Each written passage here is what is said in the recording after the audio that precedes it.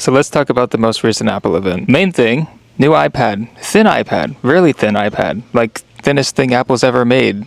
iPad, and it's not an Air, it's a Pro. That was the entire point of the Air line. MacBook Air, iPad Air, thin and light as air. Maybe they should scrap the Air line and just move back to MacBook and iPad. Also, 9th generation iPad is gone, but they reduced the price for the iPad 10. That'll go down even further on Amazon now, hopefully. With the new iPad Pro, they're giving it a tandem OLED screen, so it's 2 OLED panels instead of 1, stacked on top of each other. It's awesome. It's going to look amazing. I think it's going to use a lot more battery. They're saying 10 hours. I'm thinking like 6. But we'll find out. There's also a nano texture option. Unfortunately, it is only for the 1TB version of the iPad, which also wasn't mentioned in the keynote. They also skipped the M3 chip. They played it off pretty well. Like, you would think we'd put the M3 chip in, but no, M4, which is really cool. Debatably able to replace a MacBook Air, maybe. We'll find out also in a different video in another day. They also removed, though, to get it to be that thin. You can't say shit on YouTube.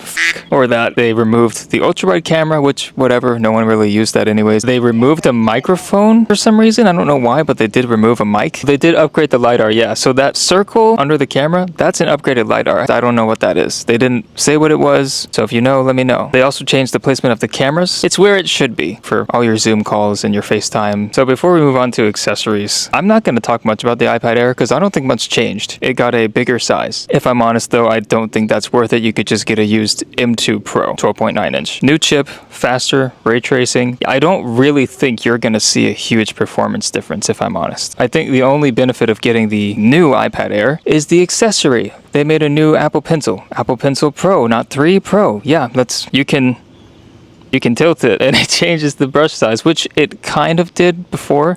But now it's like it actually changes. Like, in school when you scratch on a pencil for too long and it gets that flat edge, so you get like a thicker line. Now you can do that by turning your pencil. You can also squeeze it. And it'll bring up like a little thing with a bunch of edit tools, so instead of going to the top, it's just there in front of you. The problem is you only get that pencil if you get the new iPad Pro or the iPad Air. It's not supported on any other iPad. You're basically going to have to go out and buy a whole new device just to use a new pencil and squeeze your pencil. Don't know if that's worth it for you. Magic Keyboard got updated to a next generation one, which is lighter, bigger trackpad, and it has function keys. I'm telling you, they're trying to make this thing a computer. Still crazy expensive, $300 something.